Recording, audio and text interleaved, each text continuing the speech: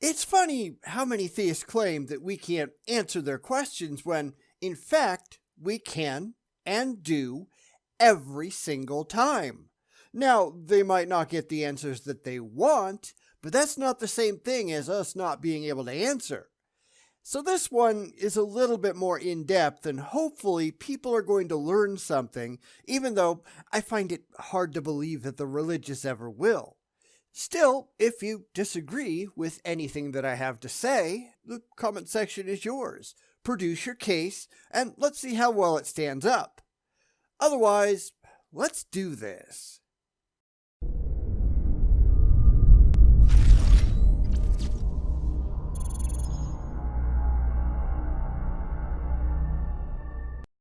This time out, we're going to go and listen to a podcast run by Trent Horn called One Question Atheists Can't Answer. Now, I know that he won't be able to come up with one, none of them ever can, but he wants to accuse atheists of not accepting religious claims without evidence, and nope, we don't do that. I'm going to go into a fair bit of detail on why we don't do that, so much so that this is going to turn into a two-part episode.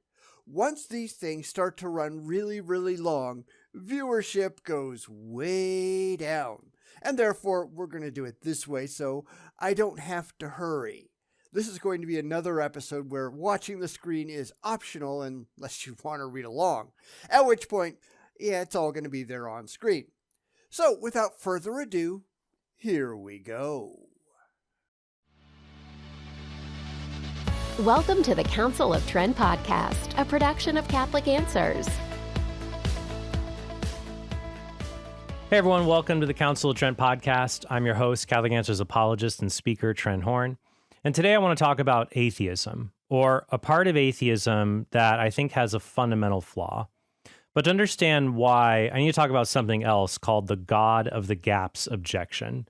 So basically it goes like this. God of the Gaps objection claims that arguments for the existence of God, they all fail because they all essentially say the same thing.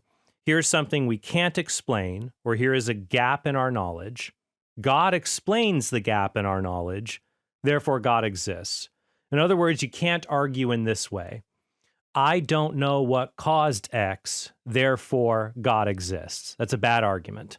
Now, the unexplained thing, it might be morality or the beginning of the universe or the existence of something rather than nothing. Whatever it is, atheists say we don't want to rush to a supernatural explanation because we might miss an undiscovered or unknown natural explanation. I agree with all that. It is a bad argument. The problem is that it is at the very core of every single religious argument out there. It might not be stated explicitly, but every single religious apologetic argument, Christian or otherwise really, comes down to, I don't get it, therefore God. Now, sometimes it's, I don't like it, therefore God. But it always comes down to either a lack of information on the part of the theist or a lack of desire on the part of the theist, and God presented as an ad hoc explanation for whichever one it happens to be. The issue here is that your feelings, your understanding, or whatever else really, they don't actually get you to a real answer. God is the answer if and only if God is demonstrably the answer. You can't just arbitrarily assign one because you happen to like the idea, and this is what religion does almost without exception. It's what faith is based on, and once faith becomes your go-to idea, then you stop looking as soon as you've assigned your feel-good explanation. You don't get to other ideas that are better explanations or better supported by evidence or are actually true. You don't want to rush to any explanation absent corroboratory evidence, whether you're talking about the supernatural or anything else. Nothing is immune to this. So I'm really curious to see what Trent has to say here because so far, it seems like he agrees. And actually, a lot of Christians feel the same way. The Lutheran pastor and Holocaust victim Dietrich Bonhoeffer once wrote this. He wrote, how wrong it is to use God as a stopgap for the incompleteness of our knowledge. If, in fact, the frontiers of knowledge are being pushed further and further back, and that is bound to be the case, then God is being pushed back with them and is therefore continually in retreat. On the one hand, I agree that arguments for God should start not from what we don't know, but from what we do know. They should start with effects we observe and then reason to a cause for those effects, and then show that that cause must have divine attributes. But what are divine attributes? That's the real question. Because all they can do is assert that there is any such thing as the divine. It's all faith and fifis, nothing else. You have to get there in some kind of rational way, and that's the one thing that the religious absolutely cannot do. He says that we should start from what we know, but we can't know anything about God. There can only be belief, and belief is not knowledge. It is faith, and faith doesn't mean anything. This is the part that the religious really don't like. They want to feel like faith and fact are the exact same thing, and I'm sorry for them, but they simply are not. Your faith is only worthwhile when it can be corroborated with demonstrable objective facts, things that we can actually observe outside of our heads in the real world that we all share. Absolutely nothing described as the divine can be. And that's a problem for their side, not ours. Now, he plays a clip from the David Silverman, Bill O'Reilly discussion, the one with the tide goes in, tide goes out thing. And I'm sure we've all heard that one, so we're just going to skip on to the next bit.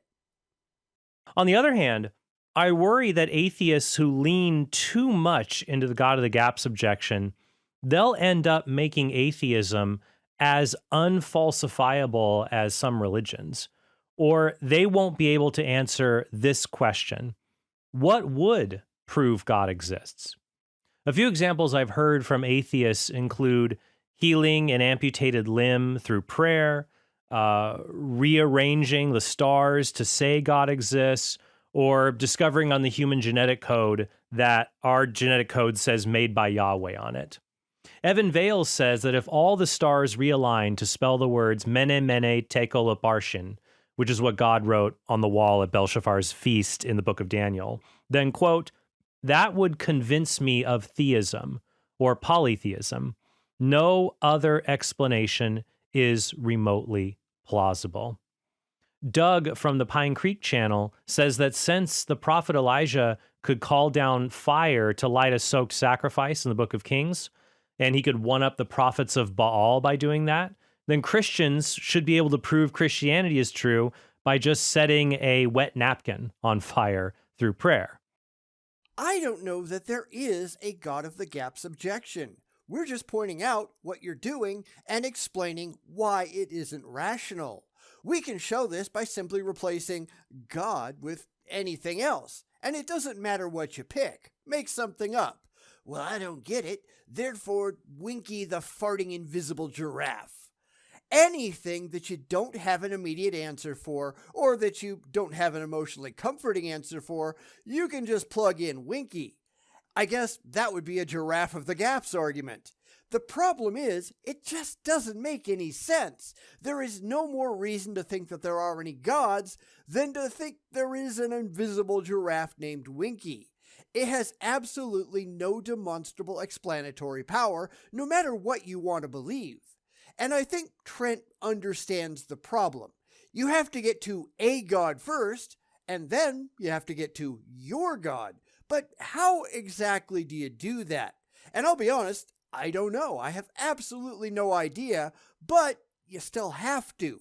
Just like you'd have to prove that there are invisible giraffes before you could hope to prove the specific one named Winky exists. Now, the question is, what are the theists going to do? Because that's not our job, that's theirs. We didn't come up with the idea. They did. How do they reach it without relying on faith or wishful thinking? Because As I think we've already established, faith doesn't get you anywhere. Now, some of the examples are better than others, but they all share the same flaw. I would ask the non-believers who offer these examples, why would these particular things convince you that God exists? I suspect ultimately this is the reasoning. I don't know what caused a limb to be healed, or the stars to move, or the napkin to catch fire. I can't imagine a natural cause. Therefore, God must have done it. In other words, they commit the God of the gaps fallacy in their hypothetical evidence. I don't know what caused X, therefore God exists. Here's a blatant example of this from my debate with atheist Dan Barker. When I asked Barker what would convince him to give up atheism, he said that if I prayed and told him what was written inside an envelope he had on stage with him, then he would believe God exists. He also claimed that since God is all-knowing, I could pray to God, and God would tell me what's written on the card. Now, I'm going to get to that in a second, but first, I'm going to show why Trent is wrong. Religion is full of things that, if religion was true, if the religious claims were true, it should be trivial to do. If there was an all-powerful, all-knowing God out there somewhere that sincerely wanted people to know that it was real, then its followers ought to be pulling lottery wins out of their backsides every single week. I mean, churches wouldn't need to be tax exempt. They would have an infinite amount of money to pay for all of the good work that they supposedly do. Yet, when he starts to talk about, well, there's got to be a natural cause, that's because we only know about natural causes. We have never, ever, not even once, seen a demonstrably supernatural cause for anything. Not once, not ever. So when people like Trent start to propose these invisible causes, never once demonstrated to have ever happened in the history of forever, we are perfectly within our rights to ask how he got there. Not what he believes, but what he knows. We have established that natural causes exist. We have never, ever established a God. Extraordinary claims require extraordinary evidence, and they haven't got anything. So let's see what Trent and Dan have to say, and I'll catch up with them somewhere in the middle. Here is my reply. So let me understand, we have 15 seconds left. If Jesus appeared and performed a miracle for you, you would ask God to apologize. But if I could do a magic trick, you would become a Christian. It's not a magic trick, Trent. I mean, suppose I really did guess what was written on the envelope, inside the envelope. Would Dan Barker convert? No way. He'd think, well, maybe it was a lucky guess. Or maybe before the debate, when he was distracted, I opened the envelope, I read it, and then I resealed it. That would be way more likely than a miracle. I mean, look what happened when actor Harrison Ford picked a card out of a deck from magician David Blaine. And Blaine then pulled that card out of an orange in Ford's kitchen. Did Harrison Ford say, "Oh my gosh, you're divine," or "Oh my gosh, God exists"? No, he said this. Get the out of my house. And he had a good point. But David Blaine, he doesn't pretend that he can do miracles. It's a trick. Just ask him. If he were claiming that he could do miracles, we'd be absolutely justified in demanding an entirely new level of evidence on his part, just like we're asking for with your God claims. Just because you claim it, that doesn't make it true. But the religious can't even demonstrate what a miracle is, much less how they got there. They can't even really define what it is, but they still claim it's real. They can just claim it exists, and we're asking them to back it up. How they do so, that's really their problem, not ours. They're the ones making the claims. They need to work out their own evidentiary requirements. Or at best, Dan would think that I have some unknown natural or supernatural power to read hidden messages, but not that God exists. In that debate, it was amazing to me that Dan Barker just hand-waved away my philosophical arguments for the existence of God. So there was only one real evidence that Trent offered tonight. The rest is just words. And I think you know what that is. The rest is just philosophy and talking words. But then he said that if I could perform a magic trick, he'd believe that God exists. So I think this shows we have a double standard among some atheists, specifically among those who dismiss classical arguments for God as essentially saying, I don't know, therefore God. They dismiss all the classic proofs, I don't know, therefore God. But then they say you could prove God exists through one of their hypothetical examples, like guessing a card in an envelope, which is also a case of I don't know, therefore God. I mean, what's the difference between an amputated limb coming into existence from nothing, proving God exists, and a universe coming into nothing, coming into being from nothing? Wouldn't that also prove God exists if that's what happened? The bottom line is that no matter what wildly fantastic scenario an atheist proposes that would allegedly prove God exists, you could always ask him, how do you know that there isn't an unknown natural explanation for that scenario? I wouldn't believe that God exists just because you could do a magic trick. That's not the claim that you're making here. It might be pretty impressive if you could consistently tell me the number that I'm thinking of or accurately predict the future, but that wouldn't really prove God, would it? That would just prove that you've got a pretty good gimmick. That's the brick wall that they're going to run into. They can't even adequately explain what God is, and they certainly can't show how they've come to this supposed information. But it says so in the Bible. Yeah, but that's not an answer. Neither is, I have faith. Neither is, I heard a voice in my head. None of that is adequate for getting from, I really, really, really believe, to, this is what is actually real. I don't have to come up with a methodology for you to follow because you should have already come up with one on your own. It's how you should have worked these claims out for yourselves without, because I really want it to be true. That doesn't mean anything. So present what convinced you rationally, the evidential trail that you followed that convinced you that these claims were accurate and true. Let's see that, and I will decide on my own if it also convinces me. If not, then what you did was probably pretty suspect. And I think that's what we'd actually find out. This is illustrated well in the following exchange between the Protestant philosopher William Lane Craig and the atheist philosopher Keith Parsons. But you're saying that when you say extraordinary, really what you're saying is no amount of evidence would convince me of these extraordinary claims. Sure it would. If tomorrow morning, immediately after breakfast, suddenly there was an earthquake, and a silvery light shone in the sky, and the leaves dropped from the trees, and I dashed outside, and there, towering over us like 100 Everests, was this giant figure with lightning playing around his Michelangeloid face, and he pointed down and saying, "Be assured, Keith M. Parsons, that I do in fact exist, and I'm sick of your logic chopping." Dr. Craig, I would join you in the pew of the church, in the front pew of the church the next Sunday. I wouldn't, because that doesn't prove an actual God. It proves something happened, but it doesn't prove that a God done it. And that's the whole problem. They are leaping from, well, here's a bunch of stuff that I can't understand, to God is real, without filling in all of the necessary steps in the middle. Every single one of those steps is necessary. You can't just skip over them because you're trying to get to a conclusion that you like. You don't just get to say, well, I saw this and I thought about it, and then I kind of lost interest in the middle, and eventually I just decided God done it. It doesn't work that way.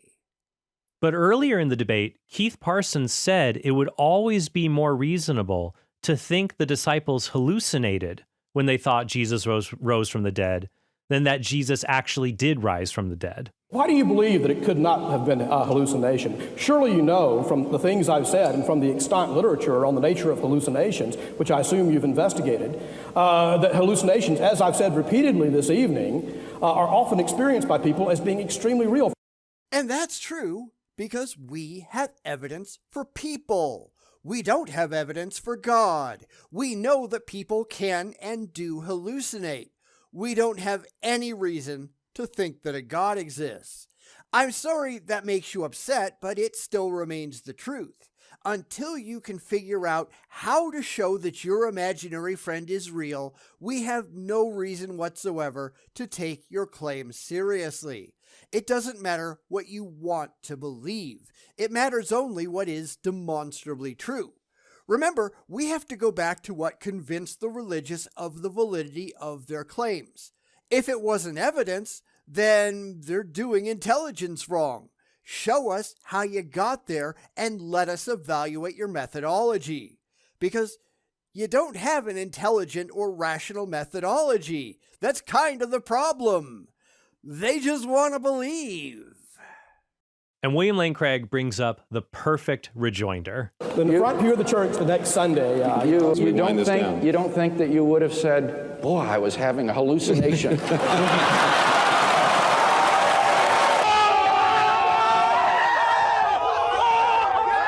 What's interesting is that some atheists have even conceded that nothing could prove God exists, since you could always imagine another unknown explanation being the true cause of whatever thing you observe. So in principle, it's impossible to ever persuade you that God exists. I didn't quite say that, but... well, what would persuade you? I can't conceive of... I suppose even if I died and was confronted with St. Peter saying, welcome to heaven, I'd probably think I was dreaming. That's all perfectly fine. It isn't even my job to come up with a list of criteria that would convince me that God is real. I can have no idea, and in fact, I don't. There are things that might make me more curious, but if God doesn't come down off the mountain and prove to me that he's real in some undeniable way, then we're just going to go back to square one. However, if God is real and all-knowing and all of that, then I don't have to know what would convince me. He should. The fact that I have not, as of yet, been convinced is sufficient reason, at least for me, to reject belief in this God claim. When I believe, I'll believe, and not until. God had better get his ass in gear. Wonder why he hasn't. So it seems like you can either have an extreme God of the gaps view towards the arguments for God and write them off, or be open to God existing, but you can't be both. Instead, atheists, they should just be open to the classical arguments for the existence of God. And if they're not convinced by those arguments, be able to explain either which premise in the argument they don't think is true, or what fallacy, specific logical fallacy the argument commits. Now, let me address a few objections to this argument that I'm offering. One objection is that theists, all they have to do to prove God exists is just offer repeatable, testable predictions of the God hypothesis, and that would prove God exists. This is basically saying, well, if you can scientifically prove God exists, then atheists would change their minds. But what is science? Like, what is science? Science, in the simplest of terms, is the systematic study of the structure and behavior of the physical and natural world through observation, experimentation, and the testing of theories against the evidence obtained. It is coming to grips with the real world in which we all live through direct interaction and observation. Now, it seems to me that if any gods were real, then they ought to be able to do that. Show up in some undeniable way. Go ahead. I mean, just pop up right next to me right now. And for people who are just listening, it didn't happen. Now, I might have some questions about the validity of the experience that I had, but at least I have something to go on. Whereas now I have absolutely nothing. That's the problem. We don't have anything at all objective to go on. We just have claims. We just have faith. We have really awful arguments that fall apart under the most cursory of rational evaluation. If this is the best that the religious can do, then they are nowhere remotely close to convincing anybody with a brain. That's what they have to do if they hope to convince us. When do you think they're going to get to it? Because we are really sick and tired of waiting. Science is the search for natural explanations of observed phenomena. If we could show something was testable, predictable part of our world, whatever effect that might be, like let's say only Catholic priests can change water into wine when they say certain words. Say we do show that. Why wouldn't we conclude this is just an unexplained part of nature? This objection is basically saying, I'll believe a supernatural being exists if you can prove it is a regular part of the natural world that we observe. But that's a contradiction. You're saying that you'll believe in the supernatural when you can show me it is a part of nature because science provides natural explanations for the things that we observe. So he gets it, generally speaking. Okay, why is that a problem? Because here's the thing. Catholic priests, they can't turn water into wine. They believe that they can. They believe that it happened. But we're not interested in your beliefs. We care about your facts, and sadly, you just don't have any. What he's really saying here is, well, I believe in an undetectable God that lives outside of the observable universe. Well, great. How exactly did you come to that conclusion? Walk me through the steps. They just don't have any steps. They just have faith, and faith doesn't mean anything. They have no evidence that they can present to anyone else. If, going back to his example, a Catholic priest could prove scientifically that the water turns into wine, that the cracker turns into human flesh, then at least they would have something to go on. It wouldn't get you to a God, but it would certainly be a curious development. So why can't they do that? Why are all of your miracles, well, it just sounded good at the time? Why is it that when we look at any of these miracle claims that the Catholic Church puts forward, they all fall apart? Is this really the best that you can do? And if it is, maybe you need to be reevaluating your beliefs, because what you've got is just crap. The point is, you cannot prove God exists with science. Science studies material causes, effects, and forces. God's existence is something you would demonstrate philosophically, like other immaterial things you would demonstrate philosophically, such as the existence of minds, moral truths, or numbers and other abstract objects. An atheist might say, well, God is all-knowing. So even if an atheist personally doesn't know what would convince him, God knows what would convince him. And therefore, God could just show that person the evidence he needs, and he won't be ignorant about God anymore. Why can't we? More importantly, how do you know that we can't? This is where you have to start asking a lot of questions, and the religious always squirm. You don't get to just define your imaginary friend into existence, any more than I can declare that Nessie has 8 humps but not 9. Well, how do I know? I'd have to trot out my evidence and show how I've made these observations rationally and objectively, and the religious, they can't do any of that, can they? He says God is something that you have to prove philosophically. Says who? This is why these questions matter. You don't get to just assert things based on blind faith. Not if you hope to get anyone else to take you seriously. How do you know that God can't be found scientifically? Where's your evidence for that? What specific steps did you go through in order to make that determination? They can't answer any of these questions, and it's why it's so important to hold their feet to the fire. But I just believe it. Okay, so what? If we approached them and said, well, we believe in the flying spaghetti monster, they just laugh and say it was stupid. Granted, I agree with them, but the same thing goes for their gods. There are no double standards here. If you claim to have knowledge, and that is what they're claiming, you have to be able to present some objective basis for that knowledge. How did you get there, and what are the steps? They don't have an answer to that. I have no idea specifically what would change my mind about the existence of a God. But if there is such a being as a God, then one would think that God knows exactly what would change my mind. and should be capable of taking the action to present the case that would change my mind. And this hasn't happened. I think one way to address these objections is to shift the question away from what evidence would convince you that God exists to what evidence would make it reasonable for someone to believe God exists. You see, being convinced of something, being convinced seems to be almost a matter of like personal taste. For example, I could ask Matt Dillahunty, how would you know that what convinced you that God exists actually gave you a good reason to believe God exists? I mean, people are often convinced of false things. So the fact that something convinces Matt Dillahunty to believe, it doesn't mean it's a good reason.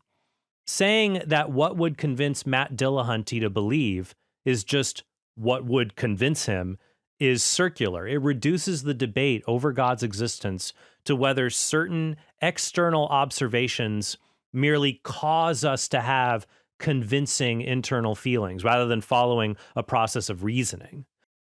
I don't think any arguments would make it reasonable to believe in a God without evidence for that God first. I mean, if you say, I've got a cow, and here's my argument for the cow, I don't want to hear your arguments. I want to see the cow. It's the same thing with Bigfoot. I don't want to hear your arguments for Bigfoot. I want you to flop a body up on the table. You gotta prove the thing first. And this is the problem that the religious have. But I just want to believe. All right, but that doesn't mean anything. It's just an assertion made for emotional reasons. I can say, but I just want to believe in the flying spaghetti monster. Okay, so what? This goes beyond what you want to what is actually true. This is why it's so absurdly easy to do away with these people, because they have nothing of substance to begin with. And that's especially true for presuppositionalists, but it works for any theist under the sun. Take any ridiculous thing that you just made up in your head, it doesn't really matter. Every time they try to tell you about their imaginary friends, correct them and tell them about yours. No, God didn't create the universe. Invisible, intangible universe creating pixies did. Why? Because you said so. Because that's all they're doing after all, right? We don't do double standards. What goes for the goose goes for the gander. You don't get to make up your own rules. So I think we're just going to stop there for the day. It's just over halfway through the podcast, so next time maybe it should be a little bit shorter. Anyway, what did you think? I'm still looking for any theist, any religion that can perform better than this. The problem is, none of them can. This is the best any of them can do, and that's really sad when you think about it. But this thing really appeals to me. Good for you, I guess. That doesn't matter. We are trying to have an intelligent conversation based on rational rules, evidence, and critical thinking. Come on back when you can do any of that. Sadly, I don't think it's even possible because the religious are running on pure emotions and a fanatical desire to have their egos stroked. They just want to have a magical father figure in the sky to watch over them and see to all their needs. It doesn't matter whether it exists or not, they just want it. Well, I'm sorry, but wanting it doesn't mean anything. And that seems to be the hardest thing in the world to get past the religious filters. So let me know what you thought of this part down in the comments, and we'll be back in a week for part 2. Take care. Bum